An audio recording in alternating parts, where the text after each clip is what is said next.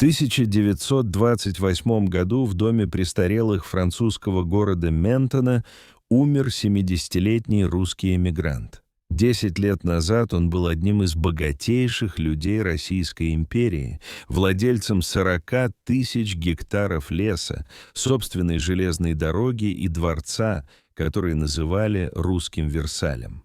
А теперь нищий старик без гроша в кармане, без семьи, без родины. Но самое страшное, за тысячи километров от Ментоны разрушается его детище. Дворец Владимира Храповицкого в Муромцеве, на строительство которого ушло 25 лет жизни и состояние в несколько миллионов рублей. 72 здания в едином стиле средневековых европейских замков. Электричество, водопровод, канализация, собственная телеграфная станция, технологии, о которых большинство русских усадеб даже не мечтало. Что превратило роскошное поместье в руины?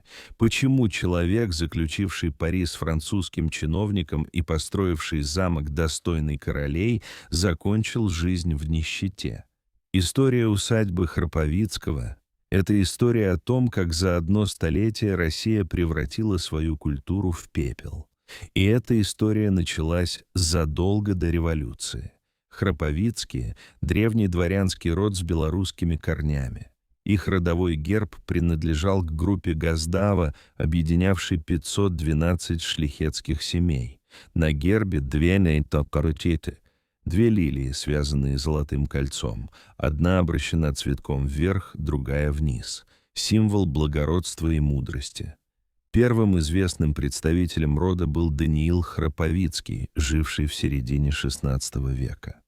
В XVII веке после покорения Смоленска России род разделился на две ветви. Одна осталась в Речи Посполитой.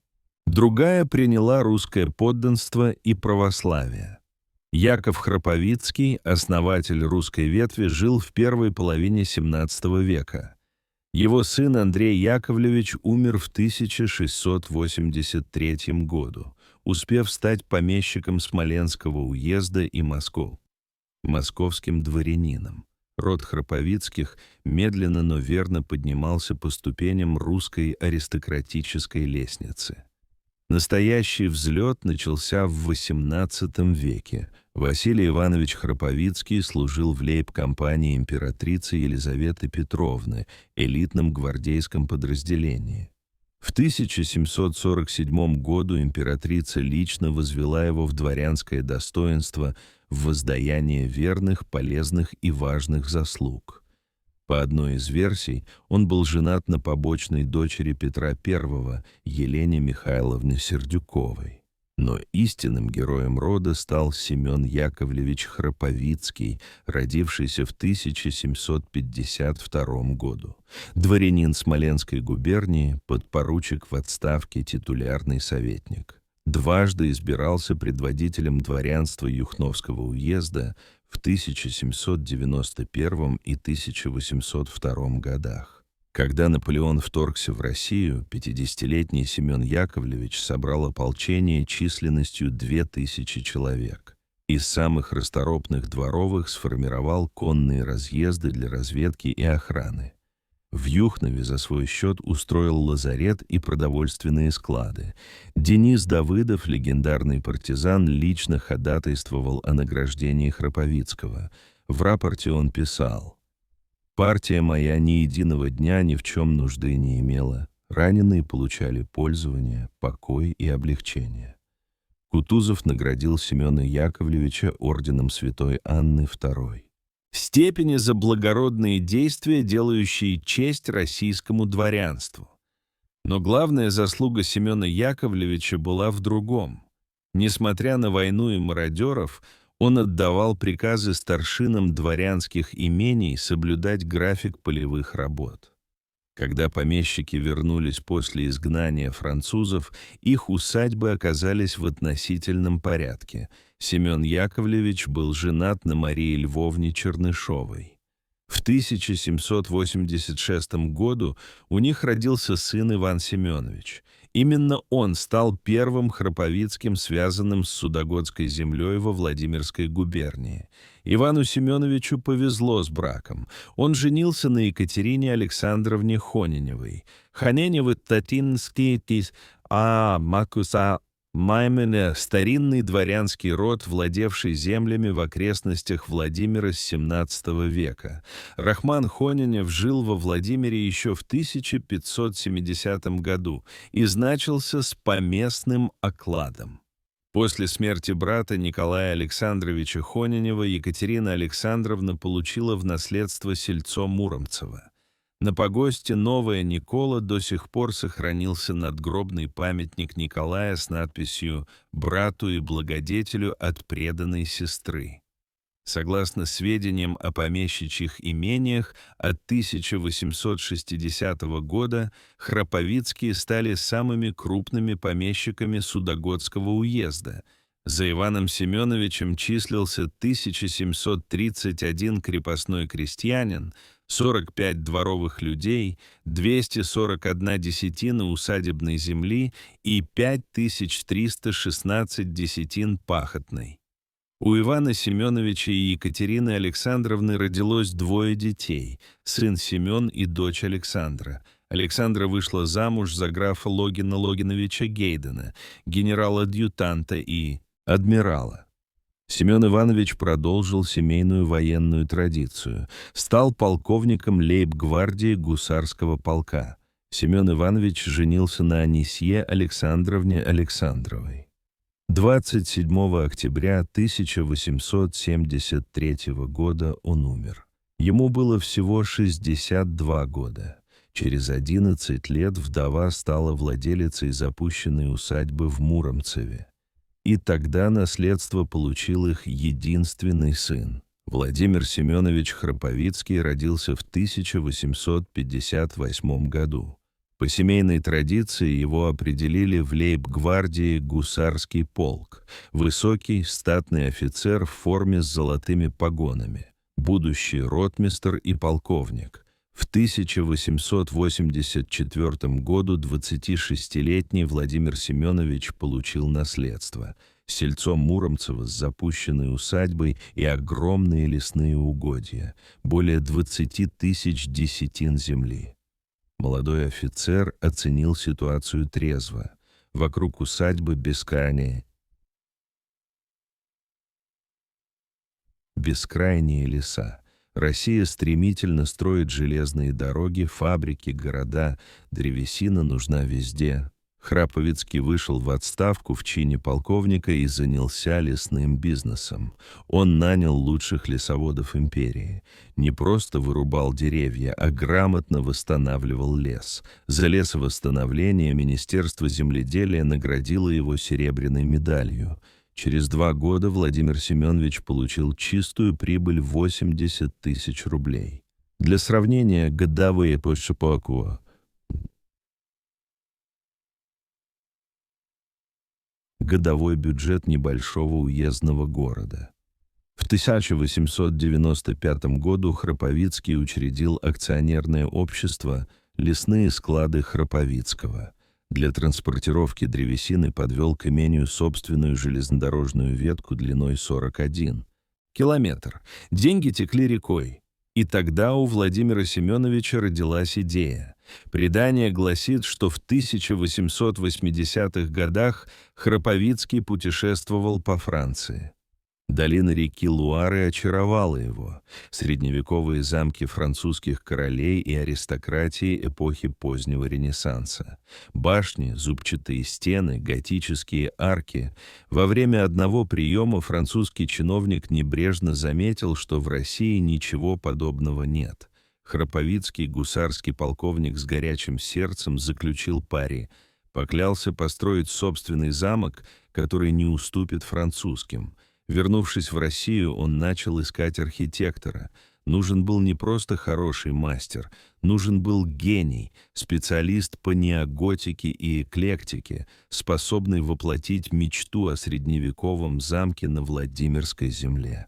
Храповицкий выбрал Петра Самсоновича Бойцова, одного из лучших московских архитекторов. Бойцов специализировался на создании усадеб в стиле неоготики. Он понимал романтику Средневековья, знал, как превратить русскую усадьбу в европейский замок. Владимир Семенович выделил архитектору более 20 тысяч десятин земли. В средствах не ограничивал. «Стройте так, чтобы через 100 лет люди восхищались», — сказал он Бойцову. В июне 1884 года началось строительство главного дома дворца. Бойцов спроектировал его в романском стиле по образу и подобию замков в долине Луары. Юго-западная двухэтажная часть здания должна была стать сердцем усадьбы. Строительный кирпич производили на небольшом местном заводе, принадлежавшем Храповицкому. Каждый день на стройке работали десятки каменщиков, плотников, штукатуров. К зданию пристроили трехъярусную круглую башню, точно как у французских королей. Первый этап строительства продолжался с 1884 по 1889 годы. 5 лет непрерывной работы. Бойцов построил в Муромцеве главный дом с каскадом прудов перед ним и множество прилегающих построек в едином стиле. Охотничьи домики, конный двор, скотный двор, музыкальный и лодочный павильоны, пристань, водонапорная башня и театр, уменьшенная копия Мариинского, 72 здания на территории в 40 гектаров. По проекту Бойцова возвели железнодорожную станцию Храповицкая, дом станционного смотрителя, здание почты, школу, магазин и баню. Храповицкий создавал не просто усадьбу, он создавал целый город. Но самым дерзким был скотный двор. Согласно легенде, Владимир Семенович спроектировал его как уменьшенную копию замка того самого французского чиновника. Когда француз приехал в Муромцево, Храповицкий подвел его к скотному двору. Гость восхищался архитектурой. Тогда Храповицкий рассмеялся: «Благодарю вас, но здесь живут мои лошадки, а мое поместье находится чуть дальше». Пари было выиграно. Все предметы Декра Храповицкий заказывал исключительно у царских поставщиков. Мрамор для лестниц поставлял знаменитый промышленник Губонин, мебель изготавливал фабрикант Шмидт, статуи, оружие, фарфор и северские вазы закупались у Ивана Эберта. Проект по благоустройству усадьбы был реализован с учетом всех технических достижений времени. В замке оборудовали водопровод и канализацию. Редкость даже для столичных особняков. Собственная телеграфная станция связывала Муромцево со всей Россией. Провели центральное отопление, все постройки и парк освещались электричеством. В 1890-х годах, когда большинство русских деревень жило при свечах и лучинах, усадьба Храповицкого сияла электрическими лампочками. В оранжереях произрастали пальмовые и самшитовые деревья. Зимой, когда за окнами Владимирские метели, в оранжереях Храповицкого цвели экзотические растения. Усадебные постройки размещались на территории огромного парка площадью 40 гектаров. Над его созданием работали два гения ландшафтного дизайна – Фриц Энке и ученый-ботаник Эдуард Регель. В тени пихт, кипарисов и сосен располагались площадки для спортивных игр. Изогнутые аллеи украшали великолепные статуи. Вдоль дорожек стояла модная садовая мебель, кресла и скамейки, приобретенные на венском заводе «Братья Тонет». Этот же завод поставлял мебель для венских кафе. Перед главным домом Бойцов создал каскад прудов. Летом на них катались на лодках, зимой устраивали катание на коньках. Освещенные электрическими фонарями пруды сверкали в темноте. С разрешения местной епархии Храповицкий воздвиг недалеко от усадебного дома церковь. Ее осветили в 1899 году во имя святой мученицы царицы Александры. По заказу помещика-мастера школы Виктора Васнецова изготовили иконы и украсили церковь настенной росписью. Иконы Васнецова в частной усадьбе. Это было грандиозно. В 1906 году ансамбль дома завершился возведением северо-восточного крыла. Мощная четырехэтажная крепостная башня с круглым донжоном, зубцами и навесными башенками. Имя архитектора до сих пор неизвестно. В облике башни усматривалось влияние архитектуры средневековых замков Шотландии, юго-западная часть – французские замки Луары, северо-восточная – шотландские крепости.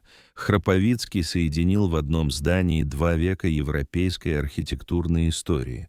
Общее количество комнат в центральной усадьбе достигло 80. 80 комнат для одной семьи. Современники называли усадьбу «царским дворцом». Поговаривали, что Храповицкий готовит ее для приема самого императора Николая II. Владимир Семенович стал предводителем дворянства Владимирской губернии, шталмейстер при дворе императора Николая II.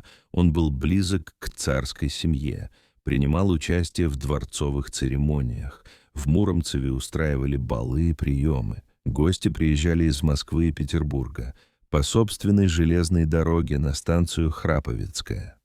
Оркестр играл в усадебном театре, копии Мариинского. После спектаклей гуляли по освещенному парку. 4 сестры Владимира Семеновича вышли замуж за представителей знатных родов. Надежда Семеновна за гвардии ротмистра Левашова. Мария Семеновна во 2-м браке за генерал-майора Михаила Владимировича Шедловского, командующего эскадрой воздушных кораблей Илья Муромец в Первую мировую войну. Род Храповицких достиг вершины. Богатство, власть, связи – все, о чем мечтали предки, переходившие из польского подданства в русское 3 века назад. Но у Владимира Семеновича и его жены Елизаветы Ивановны не было собственных детей. По мужской линии эта ветвь дворянского рода обрывалась. И никто не догадывался, что через 10 лет от этого великолепия останутся только руины. В 1914 году началась Первая мировая война. Михаил Владимирович Шедловский, муж сестры Храповицкого, командовал эскадрой воздушных кораблей Илья Муромец. Россия воевала на 2 фронта. Экономика трещала по швам. Владимир Семенович, предводитель дворянства Владимирской губернии, организовывал помощь фронту, собирал пожертвования, отправлял продовольствие. Усадьба продолжала жить, но тревога нарастала. В 1916 году в Петрограде убили Григория Распутина. В феврале 1917 отрекся император Николай II. Храповицкий, шталмейстер императорского двора, остался без покровителя. Временное правительство объявило о земельной реформе. Помещичьи земли планировали передать крестьянам. Храповицкий понимал, эпоха дворянских усадеб заканчивается. 7 ноября 1917 года большевики захватили власть в Петрограде. Началась национализация. Декрет о земле отменил частную собственность на землю. Усадьбы конфисковывали. Владимир Семенович обладал практическим умом. Он понимал, если усадьбу отберут силой, ее разграбят. Крестьяне растащат мебель, разобьют вазы, сожгут картины. Все, что строилось 25 лет, исчезнет за одну ночь. Храповицкий принял решение. Он сам передал усадьбу государству, надеялся спасти ее от разграбления. Материальные ценности и живописные полотна поступили в фонды Владимирских музеев. Это было разумное решение, но оно не спасло усадьбу. В 1918 году началась гражданская война. По России прокатилась волна красного террора. Расстреливали дворян, офицеров, предпринимателей. Михаила Владимировича Шедловского, мужа сестры Храповицкого, большевики расстреляли вместе с сыном Михаилом. Владимир Семенович и Елизавета Ивановна бежали из России. Эмиграция во Францию. В 60 лет начинать жизнь заново на чужбине. Деньги остались в России. Акционерное общество «Лесные склады» Храповицкого национализировали. Земли конфисковали. Железная дорога перешла в руки советской власти. Во Франции Владимир Семенович жил на случайные заработки. Бывший миллионер, предводитель дворянства, шталмейстер императорского двора. Теперь нищий эмигрант. В 1928 году 70-летний Владимир Семенович Храповицкий умер в доме престарелых французского города Ментона. Без детей, без наследников, без родины. Его похоронили на местном кладбище. Могила затерялась. Долгие десятилетия о ней никто не знал. Только в 2013 году могилу обнаружили в Германии. Оказалось, Храповицкого перезахоронили. Елизавета Ивановна пережила мужа. Умерла во Франции. Дата и место ее смерти неизвестны. Род Храповицких по мужской линии пресекся. 300 лет истории. От польского шляхтича Даниила до русского миллионера Владимира. Все закончилось в доме престарелых на чужбине. Но судьба усадьбы оказалась еще более трагичной. После эмиграции Храповицких замок подвергся разрушению и расхищению. От роскошных интерьеров не осталось и следа. Мебель Шмидта растащили, северские вазы разбили, статуи исчезли, мрамор выломали из лестниц. В пору национализации усадьбу начали дробить, скотный и конный двор достались лесотехническому техникуму, созданному в усадьбе. Часть построек передали разным организациям. Единый ансамбль разорвали на куски. Церковь святой мученицы царицы Александры закрыли. Иконы школы Васнецова уничтожили или вывезли, роспись замазали. В здании устроили склад. Железнодорожная ветка продолжала работать. Станция Храповицкая сменила название. Все, что напоминало о Храповицком, стирали из истории. В главном здании усадьбы разместился лесотехнический техникум. Студенты жили в комнатах, где когда-то проходили балы. Учебные классы устроили в парадных залах. Библиотеку-то в бывшей столовой. Система отопления не работала. Электричество подавалось с перебоями, водопровод и канализация пришли в негодность. То, что Храповицкий строил как образец технического совершенства, разваливалось на глазах. Студенты рассказывали мистические истории. По ночам в коридорах слышались шаги. В зеркалах мелькали тени в старинных нарядах. Двери сами открывались и закрывались. Одна из комнат в башне получила прозвище «Проклятая». Там не горел свет, и всегда было холодно. Преподаватели не верили суевериям, но даже они признавали, в замке ощущалась какая-то тяжелая атмосфера. Словно стены помнили свою былую роскошь и молчаливо укоряли новых хозяев. В 1941 году началась Великая Отечественная война. Владимирская область не была оккупирована, но находилась в тылу. В усадьбе разместили военный госпиталь. Раненых солдат лечили в комнатах, где когда-то танцевали дамы в бальных платьях. После войны техникум вернулся, но здание продолжало разрушаться.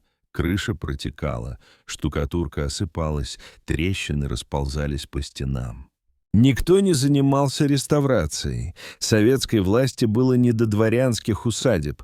В 50-х и 60-х годах некоторые постройки усадебного комплекса снесли. Музыкальный павильон разобрали на кирпичи. Лодочную пристань затопило. Охотничьи домики обветшали и рухнули. От 72 зданий оставалось все меньше. Парк зарос. Дорожки исчезли под травой.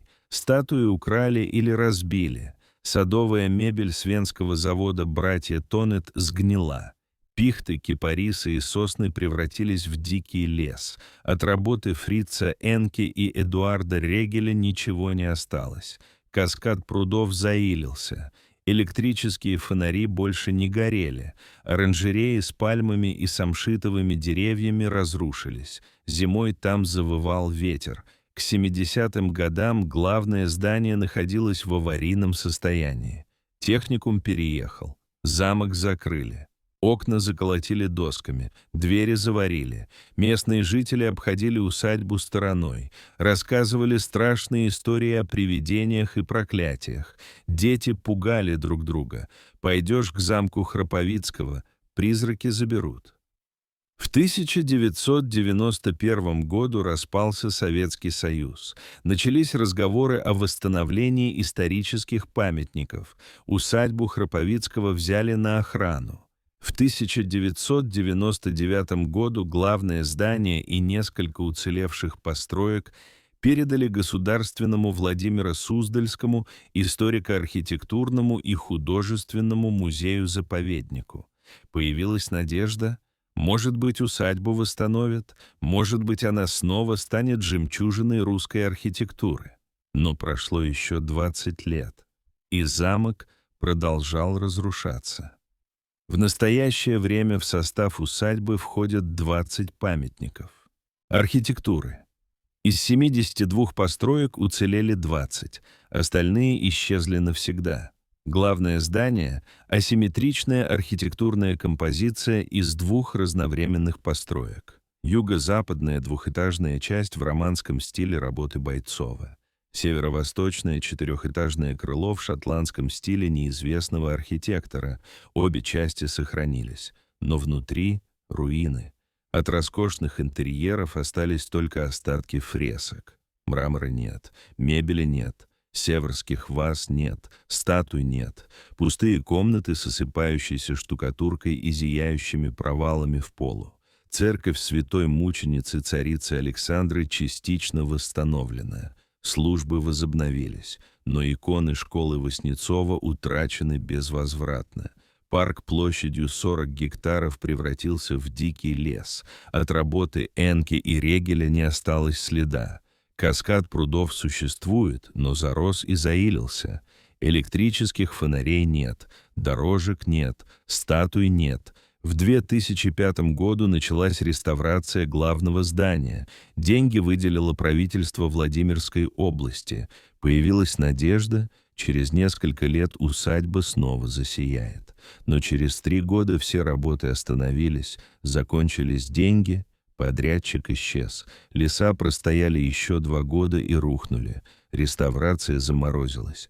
В 2010-х годах предпринимались новые попытки. Разрабатывались проекты, проводились экспертизы, выделялись небольшие суммы на консервацию, но полноценная реставрация так и не началась. Сегодня усадьбу Храповицкого можно посетить как туриста.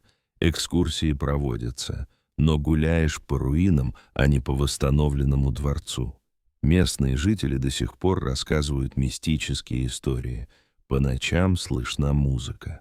Видны призраки в старинных нарядах. В башне-донжоне горит свет, хотя электричества там нет. Кто-то ходит по пустым коридорам. Скептики улыбаются. Но даже они признают, в усадьбе Храповицкого особая атмосфера. Словно время остановилось в 1917 году, и замок до сих пор ждет своего хозяина. В 2020 году во Владимирском архиве обнаружили письмо Владимира Семеновича Храповицкого, написанное из Франции в 1922 году. Письмо адресовано неназванному другу, оставшемуся в России. В нем Храповицкий пишет: «Перед отъездом я спрятал в усадьбе самое ценное, не золото и не картины, дневники моего деда Семена Ивановича и прадеда Ивана Семеновича, документы о роде Храповицких с XVI века.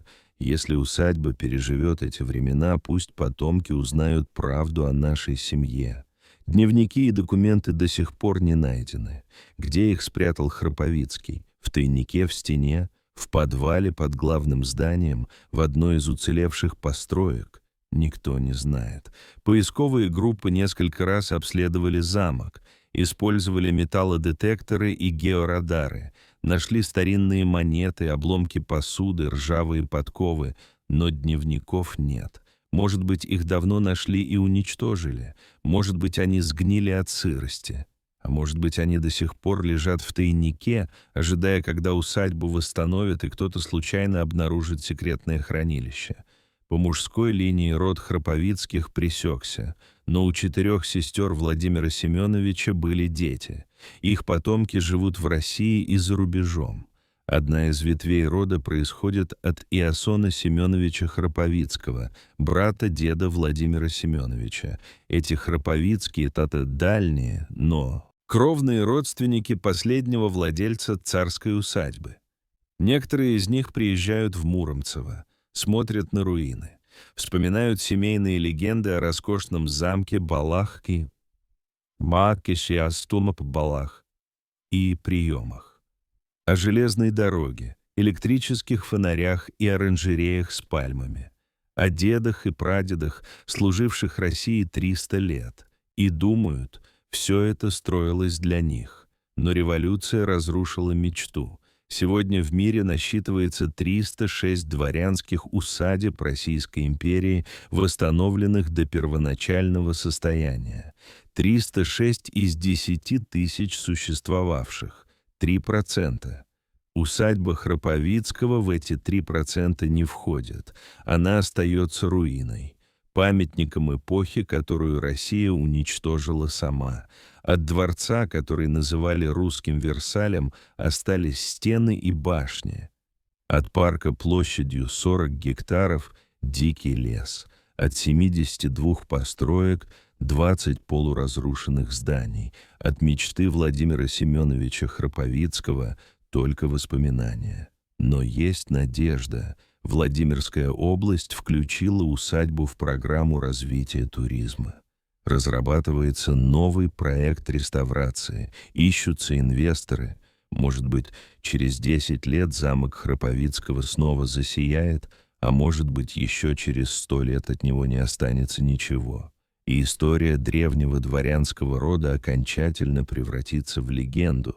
Пока стоят стены, история жива. Пока ходят люди по руинам, память жива. Пока рассказывают о Владимире Семеновиче Храповицком, умершем в доме престарелых во Франции, жива надежда. История усадьбы Храповицкого — это история России. От величия к забвению за 100 лет.